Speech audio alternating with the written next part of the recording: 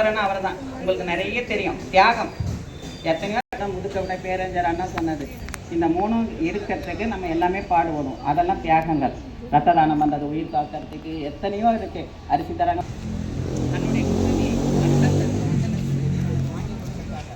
நம்முடைய தலைவர்கள் எல்லாம் எவரே ஆச்சு. இது மன்றத்தில் நமக்கு கொடுத்த பொறுப்பு. செய்யும் தொழிலே தெய்வம். அந்த தொழில் பொதுமக்கள், என் கான்ட்ராக்டர்ஸ் எல்லாம் வந்திருக்காங்க. பொண்ணு எல்லாருடைய உழைப்பும் தான் இந்த பொன்னேரி டவுன். ஒரு கான்ட்ராக்டை நான் ஒரு நேரம் போட்டு கொடுத்துட்டீங்க. இந்த இது வந்து எல்லாருக்கும் சேரும். எல்லாருடைய உழைப்பும் இருக்குது. இம்ப்ளிமெண்ட் பண்ணுறோம், எக்ஸிக்யூட் பண்ணுறாங்க, எஸ்டிமேட் போடுறாரு கவுன்சிலர் சார். நாங்கள் அதிகம் பாராட்டு தான் வாங்கியிருக்கோம்.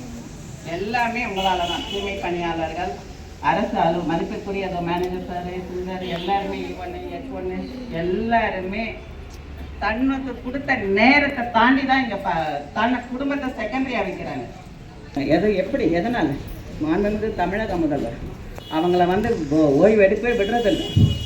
எந்த நேரமும் ரிப்போர்ட்ஸ் கூட்டு மக்கள் நல்ல திட்டங்கள் மக்களுக்கு போய் சேர்ந்ததா அப்படின்ட்டு அவர் வந்து அப்படியே உங்களுக்கே தெரியும். நிர்வாகம் அப்படியே வருது. BAO வரைக்கும் வந்து நிர்வாகம் நிற்குது இல்லையா? மாவட்ட ஆட்சியர் அப்படியே வந்து இந்த மாதிரி RDO, அப்புறம் தாசில்தார், இப்படி நிர்வாகம். ஒரு பக்கம் அரசு நிர்வாகம், ஒரு பக்கம் மக்கள் பிரதிநிதிகள். நாங்கள் போராடுறோம்.